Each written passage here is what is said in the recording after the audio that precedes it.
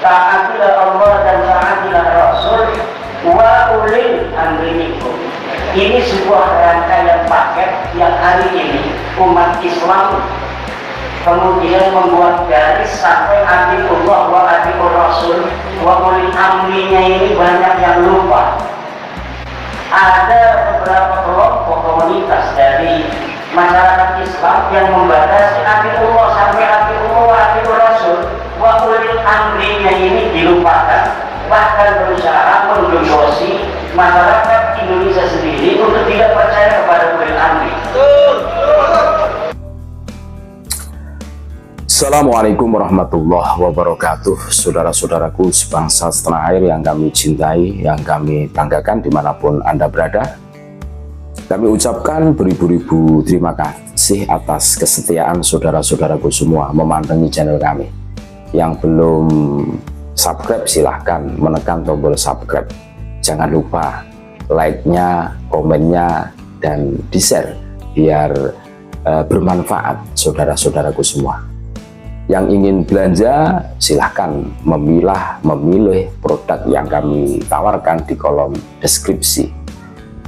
Berikut ini kami sajikan cuplikan video bersama Kiai Haji Maduddin Usman Al-Bantani pada saat penutupan Rakernas Perdana di pondok beliau, Pondok Pesantren Nahdlatul Ulum, Cempaka Kresek, Tangerang, Banten, yang dihadiri ribuan orang dari para pengurus DPW, DPD, DPC seluruh Nusantara hadir. Beliau menyampaikan bahwa hari ini ada yang tertinggal atau sengaja ditinggalkan atau dilupakan. Islam yang dulu yang diajarkan Wali Songo ini ada yang dikurangi. Kalau dulu guru-guru kita yang menjadi muridnya para Wali Songo mengajarkan kepada kita ati Allah wa ati ar-Rasul wa ulil amri minkum. Jadi patuh kepada Allah, patuh kepada Rasulnya, dan patuh kepada ulil amri. Nah, patuh kepada ulil amri ini ditiadakan. Padahal ini ayat Quran. Nah, ini dilupakan. Seakan-akan kepatuhan itu hanya kepada Allah dan Rasulnya saja. Padahal Al-Quran dengan jelas wa ulil amri minkum, pemimpin dari kita-kita. Wajib kita patuhi selama pemimpin kita tidak menyuruh kita melakukan kemaksiatan. Jelas kan? Ini salah satu kewajiban kita sebagai muslim, kewajiban kita sebagai warga negara yang baik. Tidak perlu lama-lama kita dengarkan bagaimana pemaparan dari Kiai Haji Maduddin Usman Al-Bantani sebagai tuan rumah dan dalam acara penutupan Rakernas Perdana di pondok pesantren beliau. Kita dengarkan bareng-bareng saudara-saudaraku semua. Kiai Wabil Khusus Abah Ja'far dari Majalengka. Beliau sudah sepuh tetapi memaksakan diri untuk datang dan mewakafkan satu buah mobil Perosa untuk PWILS. Orangnya hadir tapi lagi sakit di kamar, bukan kamar, nggak ada rasanya, nggak ada apa, ada keramik doang ini. Kita udah 3 hari Pak Jenderal ini semuanya dari kemarin hari Jumat ini hanya beberapa yang kosong, berarti hanya 3-4 orang yang keluar ini.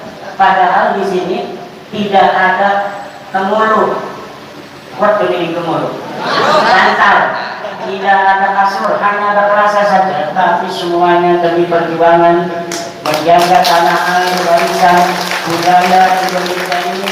Para kiai sama di sini mendapatkan perlakuannya. Ini kan Kiai Waluyo ini dari Kandangan karangannya. Tuh, silakan berdiri Kiai Waluyo. Ini saya sudah selama di sana, pondok pesantrennya besar, di sini menggeletak tanpa pengulut, tanpa kasur. Dan masih banyak lagi ide yang lain yang tidak saya sebutkan.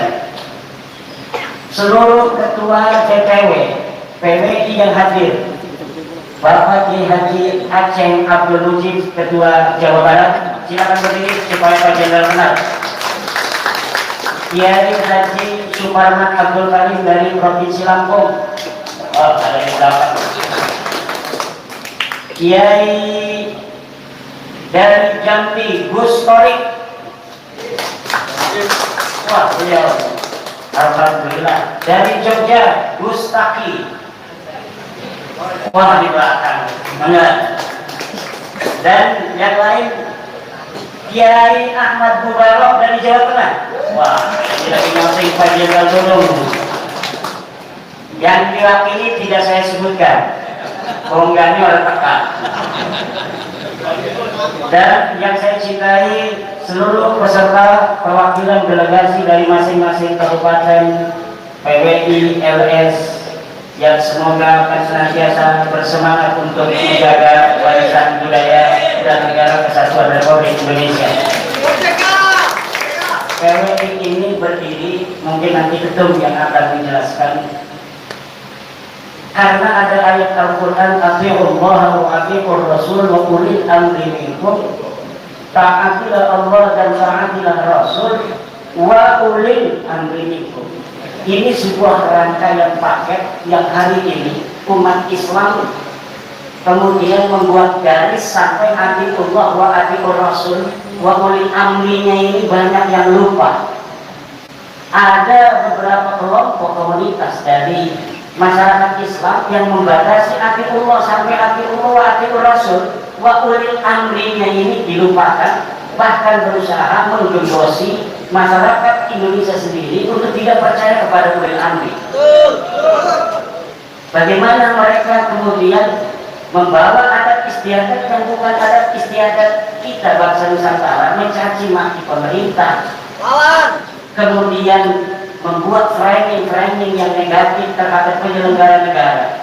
Inilah PWI LS mempunyai sebuah kesimpulan keagamaan di mana taat kepada Allah, taat kepada Rasul, taat kepada ulil amri adalah satu rangkaian yang tidak dapat dipisahkan.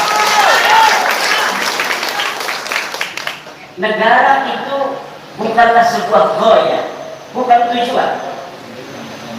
Ad-daulatu wasilah.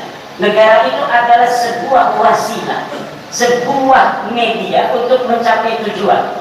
Tujuannya apa? Tujuannya adalah keamanan, ketertiban, kesejahteraan, terpenuhinya pendidikan, tidak ada kelaparan. Itu tujuan dibentuknya negara.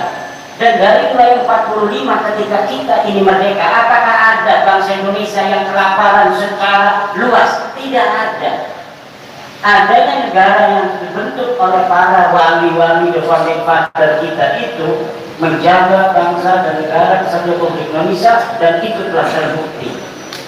Jadi PWI ingin kembali menegaskan akan cita-cita kita bersama membentuk negara kesatuan Republik Indonesia ini, bahwa ini sebuah kesepakatan leluhur kita yang harus tetap dijaga. Jangan sampai ada sekelompok orang, apalagi bukan orang asli pribumi, yang ingin mengacak-ngacak negara kesatuan Republik Indonesia, bahkan ingin mengambil sejarahnya. Perang gelem orang pengen sih ini pengen dari pahlawan. Perang mereka tidak mau dulu. Di barisan mana mereka berada ketika 1945 kita memerdekakan diri, kemudian 1945 datang sekutu, mereka ada di mana? Tapi sekarang mereka mengajukan dari peran mereka 3 orang untuk dijadikan sebagai pahlawan nasional. Pahlawan apa itu? Nah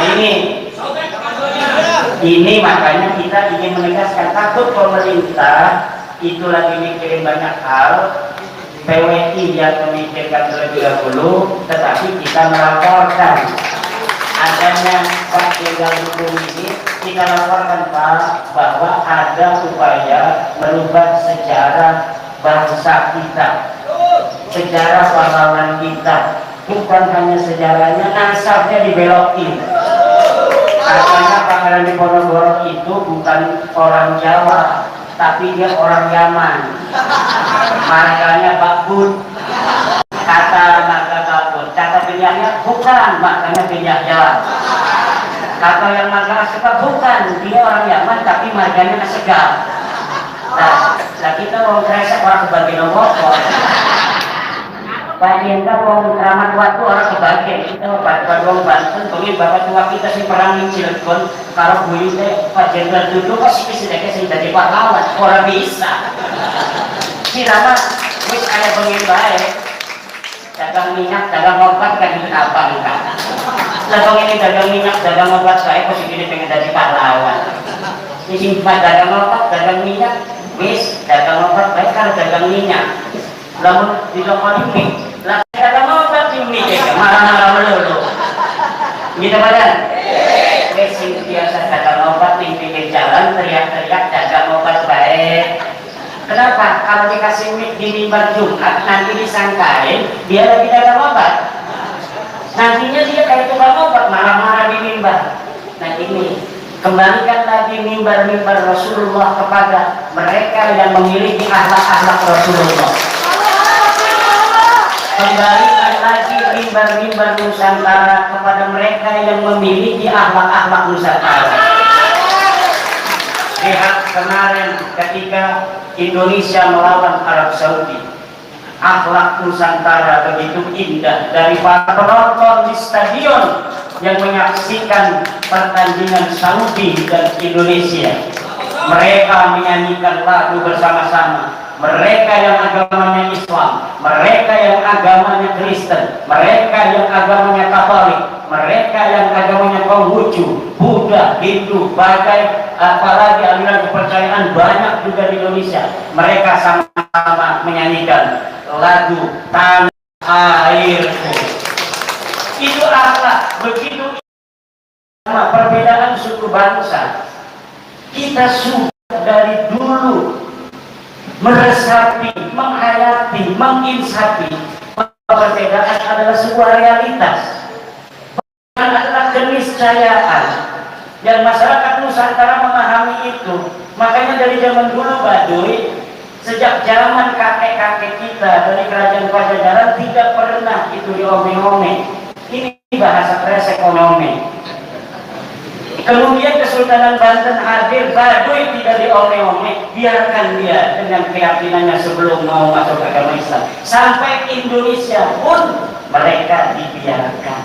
Itulah toleransi yang diajarkan oleh leluhur kita para wali. Ini yang harus kita pertahankan. Selagi tidak ada akhlak-akhlak bangsa lain yang jelek, yang mengajari jelek kepada bangsa kita, insya Allah dengan keluhuran budaya dan budi pekerti bangsa Nusantara, kita akan senantiasa menjadi masyarakat yang toleran, masyarakat yang harmonis, masyarakat yang saling harga menghargai, hormat menghormati. Coba lihat cara orang Nusantara mengkritik presiden, walaupun keras tapi pakai budaya Nusantara. Tapi lalu tukang obat meritik, hei babi, hei anjing, hei.